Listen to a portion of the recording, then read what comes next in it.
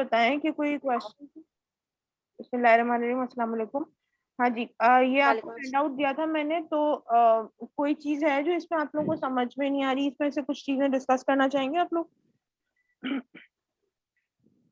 السلام. میم میں بس یہی پوچھ رہی تھی کہ اس میں جو مطلب ازواج مطہرات وغیرہ ہیں تو ان کے صرف نام وغیرہ ہی لکھے ہوئے ہیں، تو بس یہ ایز اٹ از ایسے ہی ہوگا؟ मैं इसीलिए मैंने कहा मुझे आप लोग पूछोगे तो मैं बताऊंगी मतलब कि किस तरह से करना है. अज़वाज मुताहरात के तो खैर हाँ नाम ही याद करने हैं और ज्यादा डिटेल उनकी नहीं करनी है, लेकिन ये है कि जो गज़वात हैं उनके हवाले से मैं ये चाह रही थी कि थोड़ा सा आप लोग जो हैं वो देख लें कि अगर आप लोगों के पास कोई बुक वगैरह अवेलेबल है या नहीं है, कि उसमें थोड़ी सी डिटेल गज़वात की पता होनी चाहिए कि बैकग्राउंड क्या था, क्यों कौन सा गज़वा क्यों हुआ था. तो कुछ है आप लोगों के पास नॉलेज है نو इसके बारे میم، نو. में? नहीं है. अच्छा, तो ठीक है, स्टार्ट करते हैं. पहले ये जितना हिस्सा भी स्क्रीन पे दिखाई दे रहा है इसमें से कोई चीजें जो चीज पूछने वाली हैं जो समझ में नहीं आ रही है आपको? ایک سیکنڈ میم. स्क्रीन दिख रहा है ना आप लोगों को؟ یس میم، دکھ رہا ہے دکھ رہا ہے دکھ رہا ہے جی. اس میں تو ایسا کوئی ایز سچ کچھ نہیں ہے. यहाँ तक तो ऑब्वियसली बिल्कुल क्लियर है, ठीक है ना. तो अब جی यहाँ पे आ जाते हैं. रज़ात वगैरह के हवाले से चीजें समझ में आ गई थी आपको? جی ऑलराइट, यहाँ तक हो गया. पहली और दूसरी किफालत भी जाहिर सी बात है, इसमें ऐसा सच को खास चीज नहीं है. अगर आपसे جی एमसीक्यूज में कुछ पूछा जाता है तो आप लोग बता सकते हैं, ठीक है जी. جی میم. सफर शाम वाले जो 2 सफर थे उनमें जो बचपन वाला सफर था उसके हवाले से एक राहिब ने जो हजरत अब्दुल मुत्तलिब से बात की थी उसके बारे में आपको, नहीं सॉरी, हजरत अबू तालिब से जो बात की थी उसके हवाले से आपको नॉलेज है थोड़ी? نہیں میم. हाँ देखिए, इसमें ये हुआ था कि जब हजरत हुजूर सल्लल्लाहु अलैहि वसल्लम की जब 12 साल की उम्र में जो पहला सफर शाम किया था आपने, उसमें आप अपने चचा جی के साथ गए थे, ठीक है. तो उसमें ये हुआ कि एक जगह पे रास्ते में कहीं रुके तो सामने ही जो है वो दरख्त के नीचे हुजूर सल्लल्लाहु अलैहि वसल्लम तशरीफ फरमा हो गए थे आराम करने के उसके लिए ना, आराम करने की नियत से. तो उस टाइम पे सामने ही एक जो गिरजा था वहां से एक राहिब बाहर आया और उसने हजरत अबू तालिब से पूछा कि ये कौन है. तो हजरत अबू तालिब ने बताया कि मेरे भतीजे हैं और इस तरह से. कहने हैं कि ये इनकी जो निशानियां हैं ये एक जो आखिरी नबी जिसका हम इंतजार कर रहे हैं इनकी निशानियां उस तरह से मिलती जुलती हैं. तो हजरत अबू तालिब ने कहा कि ऐसे कैसे आप कह सकते हैं. तो कहने लगे अभी मैं थोड़ी देर पहले देख रहा था कि ये बच्चा जहाँ पे भी जा रहा है एक बादल का टुकड़ा है जिसको साया किए हुए और वो उस बच्चे के सर को छोड़ नहीं रहा, और इस वक्त भी वो बादल का टुकड़ा जो है उस दरख्त के ऊपर है जहाँ पे वो बैठा हुआ है. तो इस तरह से करके उन्होंने फिर ये बताया कि आप इस बच्चे का बहुत ख्याल रखिएगा क्योंकि इनको आगे जाके बहुत सारी तकलीफें भी उठानी पड़ेंगी और आपका इनका ख्याल रखना जरूरी होगा क्योंकि इनको किसी ना किसी अपने घर की तरफ से सपोर्ट की जरूरत है. टाइम पे इनके साथ प्रॉब्लम्स आएंगी. तो और इनकी ये जो लग रहा है कि ये जो है वो जिस नबी का हम इंतजार कर रहे हैं सालों से ये वही नबी है. तो ये वो वाकया है जो اوکے. सफर शाम पे पेश आया था. तो उस टाइम पे हजरत अबू तालिब को जो है वो एक इत्तला मिल गई थी कि आगे जाके कुछ अनयूजुअल वाकयात होंगे हजरत हुजूर सल्लल्लाहु अलैहि वसल्लम की लाइफ में. तो ये वो वाकया था. उस जमाने में हुजूर सल्लल्लाहु अलैहि वसल्लम की जो है वो 12 साल की उम्र थी. फिर उसके बाद जो दूसरा सफर शाम था वो इस तरह से हुआ कि हुजूर सल्लल्लाहु अलैहि वसल्लम के बारे में बहुत ज्यादा उनकी अमानत और दयानत के हवाले से बहुत मशहूर हो गया था. तो हजरत बीबी खदीजतुल कुबरा जो एक बहुत बड़ी मतलब ताजिर थी और अपना सामान जो है वो शाम वगैरह की तरफ भेजा करती थी.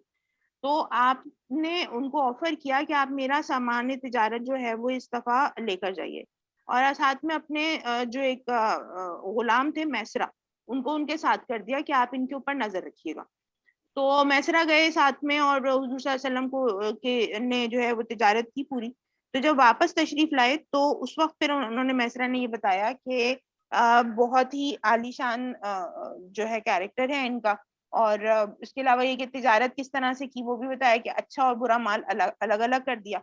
اور برا مال بیچتے ہوئے اس کی جو ہے وہ ساری بتا دیا کہ اس میں یہ کمی ہے اور اس کے دام بھی کم رکھے.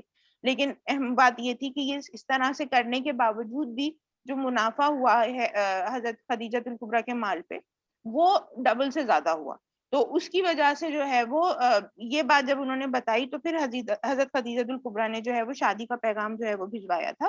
اور اس طرح سے پھر حضرت جو خدیجہ سے جو حضور صلی اللہ علیہ وسلم کی شادی جو ہوئی تھی وہ اسی سال میں ہوئی تھی, یعنی 596 عیسوی میں جو ہے وہ پہلے آپ تجارت کے لیے گئے اور واپسی پہ جو ہے وہ کیا کہتے ہیں شادی کا پیغام دیا تھا اور اس کے بعد پھر شادی کی.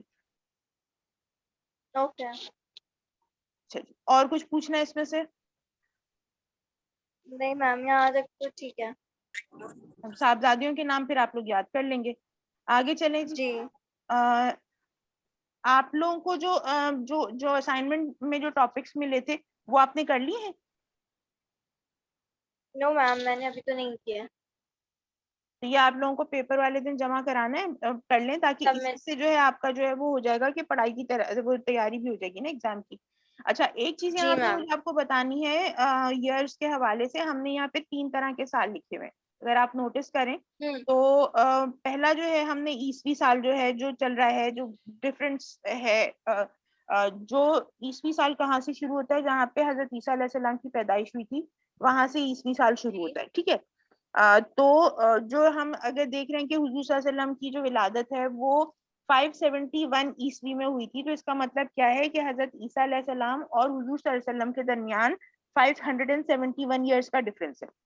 پہلی بات تو یہ سمجھ لیں. ٹھیک ہے جی.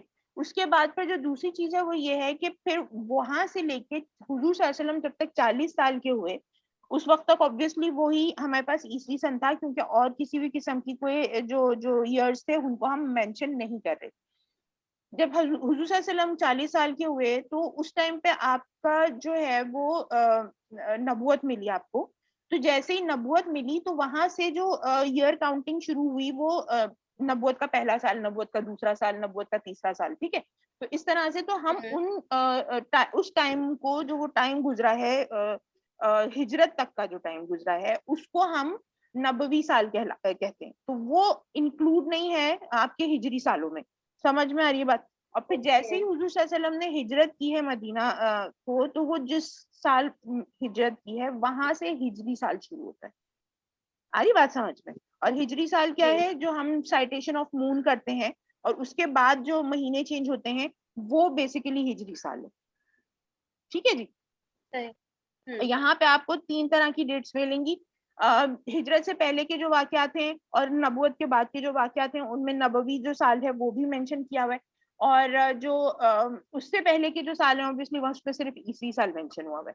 اب آپ یہاں پہ دیکھ سکتے ہیں کہ جو پہلی وحی ہے وحی جو آئی حضور صلی اللہ علیہ وسلم 40 برس کے تھے اس وقت وحی نازل ہوئی جو کہ 614 بنتا ہے.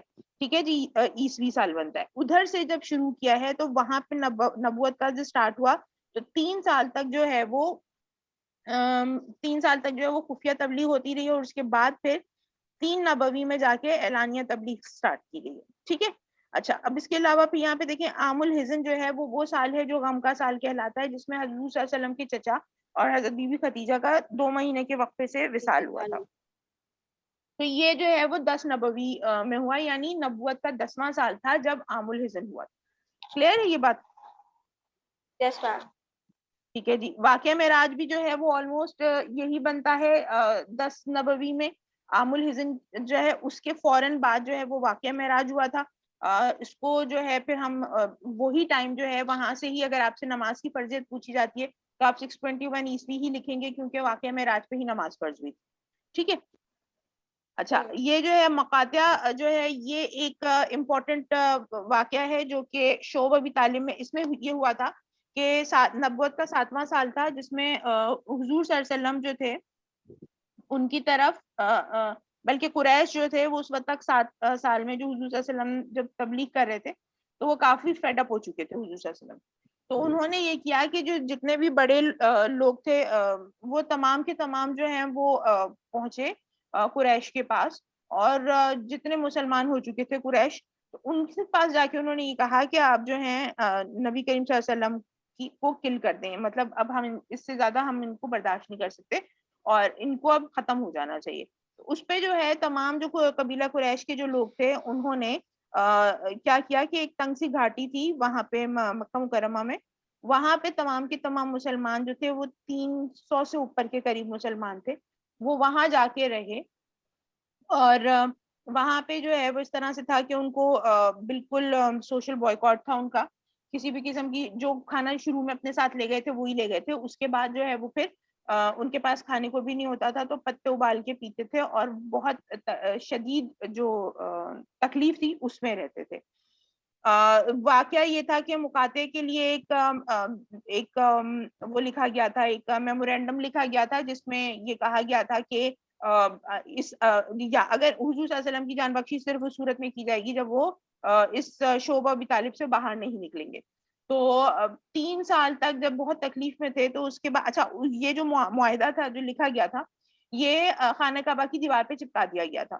تو 3 سال کے بعد پھر حضور صلی اللہ علیہ وسلم نے فرمایا, لوگوں سے کہلوایا کہ آپ پہلے وہ معاہدہ دیکھ لیں کہ اب وہ دیوار پر ہے بھی کہ نہیں ہے, کیونکہ اگر وہ نہیں ہے تو اس کا مطلب معاہدے کی مدت ختم ہو گئی ہے.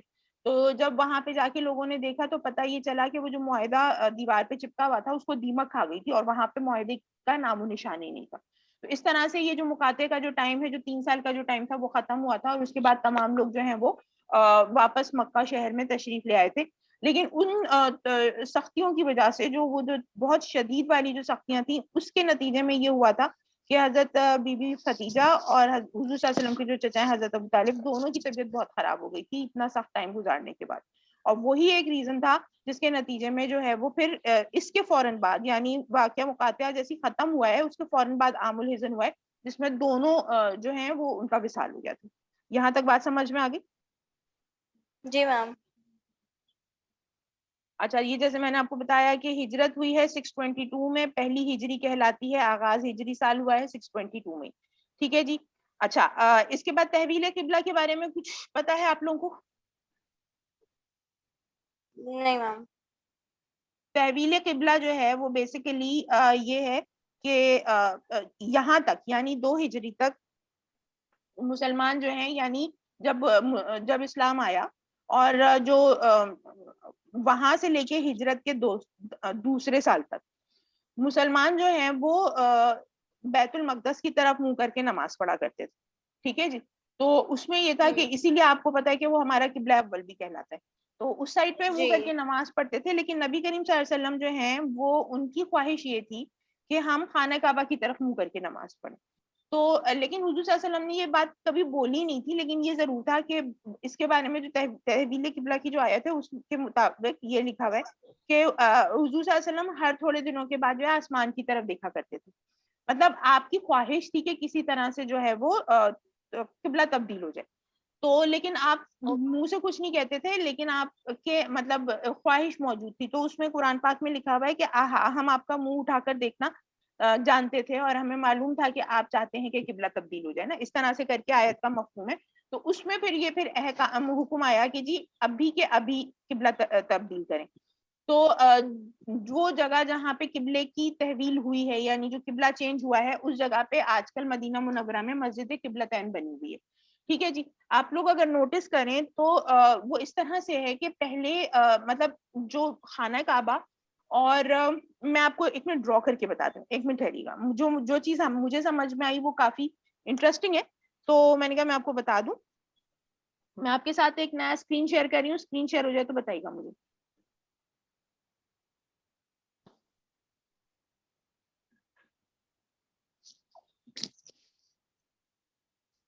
اسکرین شیئر ہو گئی؟ یس میم. اچھا, یہ دیکھیں اگر سے فار ایگزامپل اس طرح سے ہے کہ یہ مسجد بنی ہوئی ہے, مسجد قبلتین, اور یہاں پر قبلہ ابھی ہمارا اس سائڈ پر ہے, اور جیسے ہم نے وہاں جا کے دیکھا تو قبلہ اس سائڈ پر ہے. اچھا, انہوں نے باقاعدہ اشارے سے بتایا ہوا ہے کہ پہلے قبلہ کدھر تھا, پرانا والا, تو وہ جو تھا نا قبلہ اس سائڈ پہ تھا, یعنی یہ مسجد اقصی ہے اور یہ جو ہے یہاں پر اس ڈائریکشن میں مسجد حرام ہے. صحیح ہے. اب مسلمان اس زمانے میں جب نماز پڑھ رہے تھے تو وہ اس طرح سے تھا کہ امام یہاں کھڑے ہوئے پھر یوں مقتدی. اب اس زمانے میں کیا ہوتا تھا, مقتدی اس طرح سے ہوتے تھے کہ سب سے پہلے صحابہ کرام ہوتے تھے, پھر بچے ہوتے تھے اور بچوں کے پیچھے خواتین ہوتی تھی, ٹھیک ہے جی, یعنی لیڈیز بھی ہوتی تھیں. تو تحویل قبلہ کا حکم اس طرح سے آیا تو نماز کی ایک رکعت جو ہے وہ مسجد اقصی کی طرف منہ کر کے پڑھی گئی, اور دوسری جو رکعت تھی کیونکہ اس میں ہی وہی نازل ہوئی تھی, نماز کے دوران وہی نازل ہوئی تھی, تو دین اینڈ دین نماز ہی کے دوران جو ہے قبلے کی ڈائریکشن چینج کی گئی تھی, وہ اس طرح سے کہ حضور صلی اللہ علیہ وسلم یہاں تشریف لائے تھے, پھر تمام صحابہ جو تھے وہ اس طرف موو کر گئے تھے, ان کے پیچھے بچے, اور پھر لیڈیز جو ہیں انہوں نے صرف اپنی ڈائریکشن چینج کر کے وہ دوسری سائڈ پر ہو گئی تھی. تو اس طرح سے ایک رکعت جو ہے وہ مسجد اقصی کی طرف منہ کر کے پڑھی گئی تھی, اور جو دوسری رکعت تھی وہ مسجد حرام کی طرف کر کے پڑھی گئی تھی. اور اس وجہ سے یہ جو مسجد ہے جو یہاں پہ موجود ہے یہ کیا کہلاتی ہے, قبلہ تین کہلاتی ہے, یعنی قبلہ اور تین یعنی دو, تو یہ دو قبلوں والی مسجد کہلاتی ہے, یہاں پہ دونوں قبلوں کی طرف منہ کر کے نماز پڑھی گئی. کلیئر ہے یہ بات؟ اوکے, یس میم. تو تحویل قبلہ کا جو حکم ہے وہ یہ ہے کہ 2 ہجری میں تحویل قبلہ ہوا تھا, اور ہم نے مسجد اقصی کی جگہ پھر مسلمانوں نے مسجد حرام کی طرف منہ کر کے نماز پڑھنی شروع کر دی. اچھا جی, اس کے بعد پھر یہ ہوا کہ obviously بات ہے کہ جیسے اب مدینہ منورہ میں تشریف لائے تو پھر اسلامی ریاست کا جو ہے قیام ہوا تھا. 5 سال لگے تھے آلموسٹ سمجھ لیں کہ وہ اس کو سیٹل ہونے میں اور تمام چیزیں, اور اس کے بعد پھر حضور صلی اللہ علیہ وسلم نے جو ہے وہ کیا کہتے ہیں وہ کر دیا تھا, دوسری جو ملکوں میں جو وہ تھے کیا کہنا چاہیے بادشاہ تھے ان کو اسلام کا پیغام بھجوانا شروع کیا. اچھا, اس زمانے میں 2 بڑی مشہور سلطنتیں کہلاتی تھیں, ایک تھی روم کی اور ایک تھی ایران کی سلطنت, پھر اس کے علاوہ حبشہ اور اسی طرح سے 2-4 اور بڑی بڑی سلطنتیں.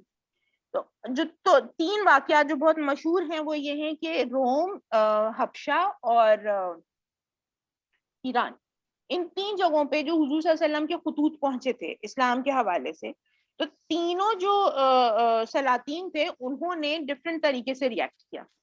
اچھا, اور اس کی وجہ سے ہی ان کا جو فیوچر ہے وہ مطلب ایک طرح سے سمجھیں کہ ڈیسائیڈ ہوا کہ ایران میں جو فرما روا ہوتا تھا اس کو کیسر کہتے تھے,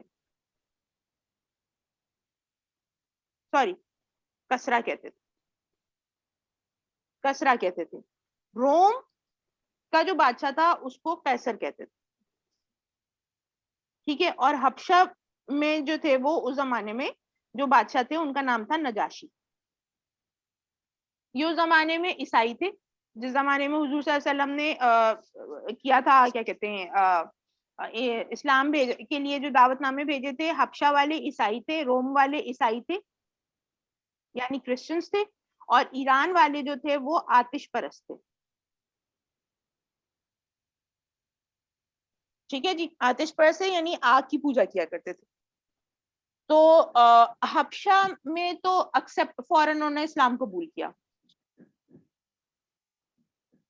اسلام قبول کیا کیونکہ حبشہ میں تو پہلے بھی آپ کو معلوم ہے کہ جو پہلی جو ہجرت ہوئی تھی وہ حبشہ کی طرف کی گئی تھی جب مسلمانوں پہ بہت ظلم و ستم پڑ گیا تھا, تو حبشہ کی طرف کی گئی تھی. تو نجاشی نے وہاں پہ جتنے مسلمان گئے تھے ہجرت کر کے ان کو پناہ دی تھی, خود مسلمان نہیں ہوئے تھے لیکن انہوں نے پناہ ضرور دی تھی اور بہت اچھی طرح سے پیش آئے تھے. تو یہی وجہ ہے کہ حبشہ کی جو ریاست تھی وہ بہت اچھی طرح سے پھلی پھولی, اور چونکہ اسلام قبول کر لیا تھا تو بہت اچھی طرح.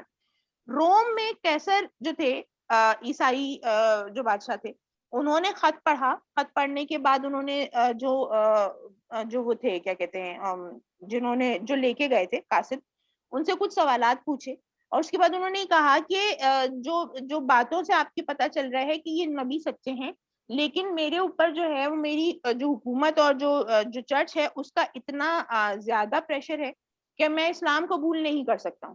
لیکن اس پہ بھی انہوں نے یہ کیا تھا کہ تحفے وغیرہ دے کے بھیجا تھا, تحفے دے کر بھیجا مسلمانوں کو واپس, اور ان کی بہت عزت کی خاطر مدارات تھی.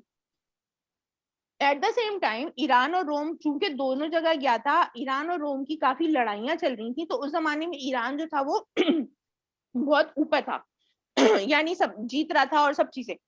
اس کی وجہ سے جو ایران کا جو بادشاہ تھا کسرا, وہ بہت مغرور تھا اور وہ بہت زیادہ اپنی طاقت کے نشے میں چور تھا. تو جب ایران میں ایٹ دا سیم ٹائم جب ایران میں یہ پہنچا ہے, قاصد کو لے کے پہنچے, تو انہوں نے کیا کیا کہ خط پھاڑ دیا حضور صلی اللہ علیہ وسلم کا, جو دعوت نامہ دیا تھا وہ پھاڑ دیا گیا, پہلی چیز کی انہوں نے. اس کے بعد انہوں نے یہ کیا کہ قاصد کو مار دیا.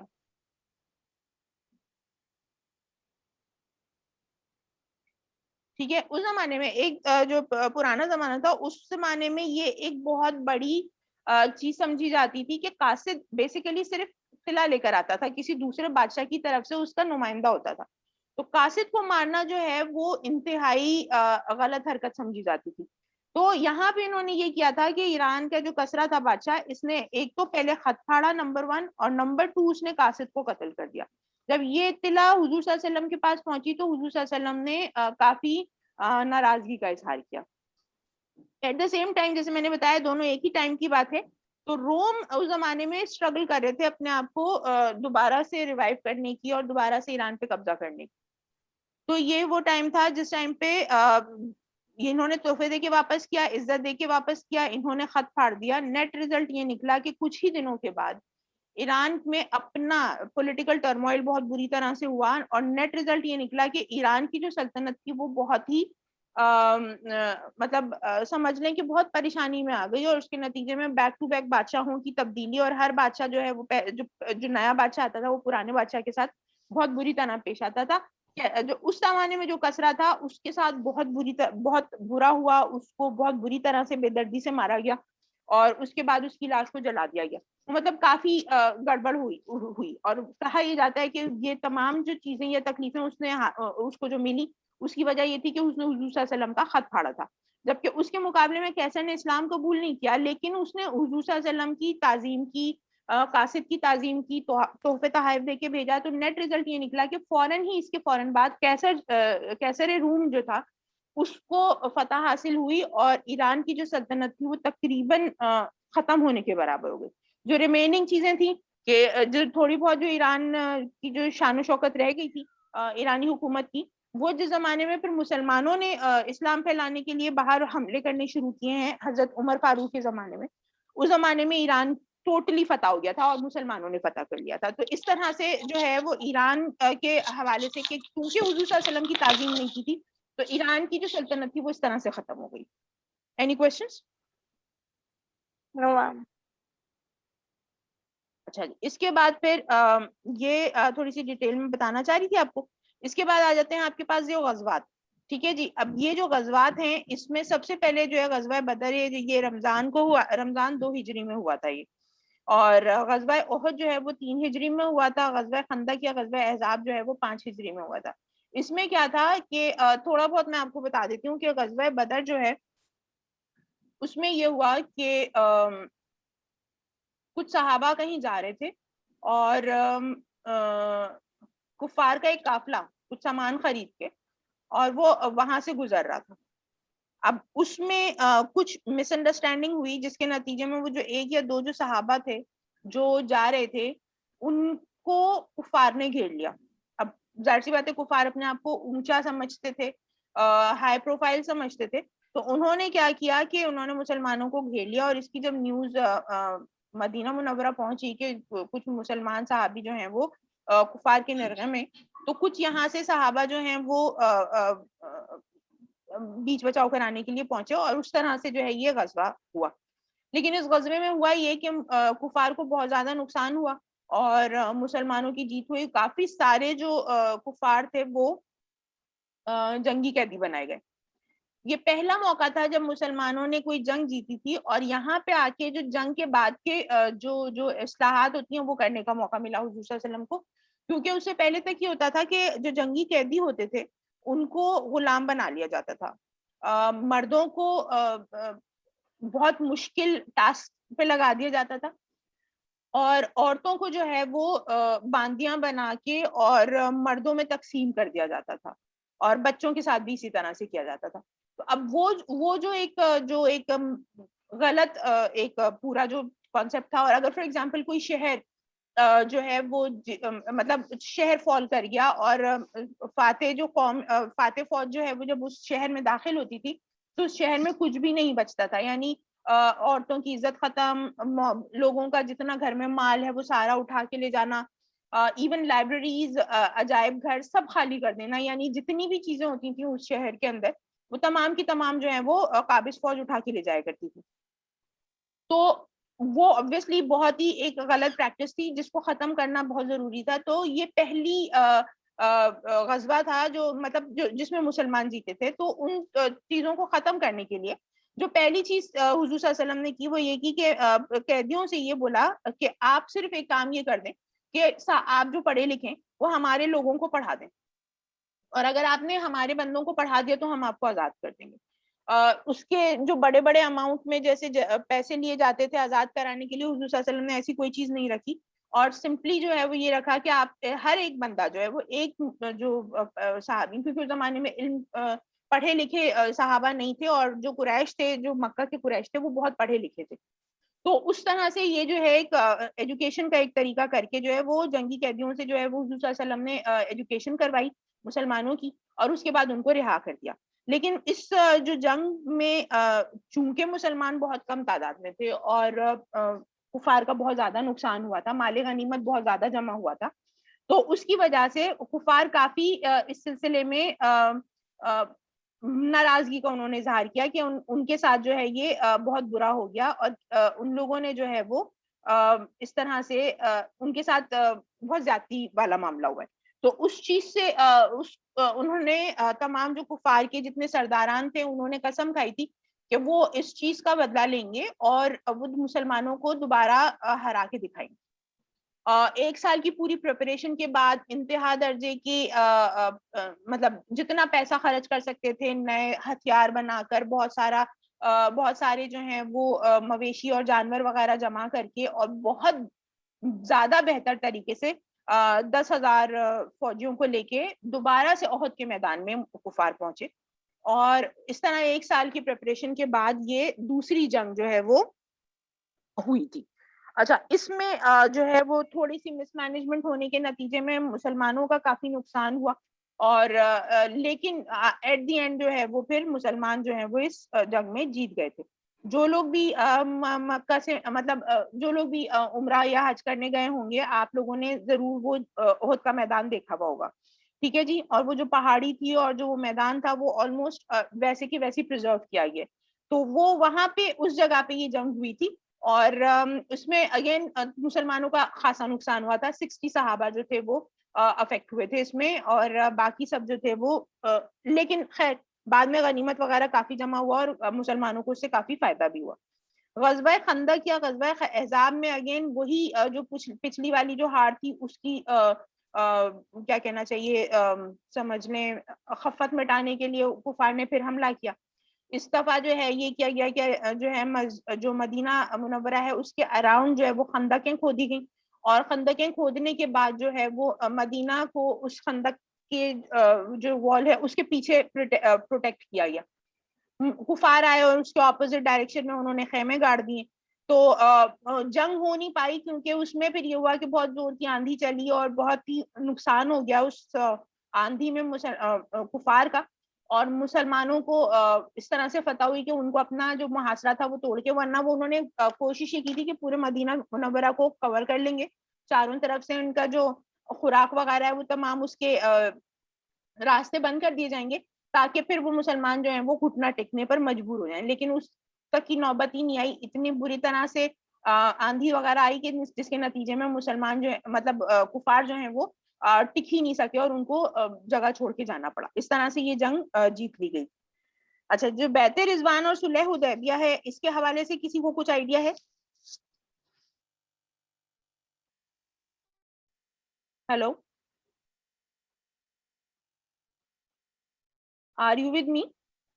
جی میم. اچھا تو یہ میم مجھے بس تھوڑا بہت یاد ہے, اسکول میں جب پڑھا تھا تو بیعت رضوان پہ حضور صلی اللہ علیہ وسلم کے ہاتھوں پہ بیعت کی تھی, وجہ کیا تھوڑا تھی؟ بہت یاد ہے مجھے. रीजन क्या था पीछे? मैम वॉइस सही नहीं आ रही। ऊंचा बोलिएगा बेटा।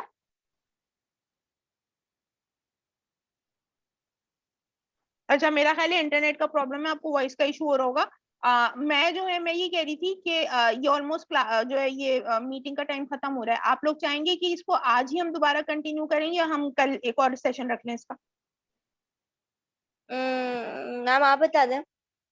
नहीं, मुझे कोई इशू नहीं है, लेकिन अगर आप लोग चाहें, मतलब ये थोड़ा सा ज्यादा हो गया, तो आज इसको वीडियो को देख दिखा के और फिर आप कल दोबारा से नेक्स्ट जो रिमेनिंग पोर्शन है उसका सेशन रख लेते हैं हम।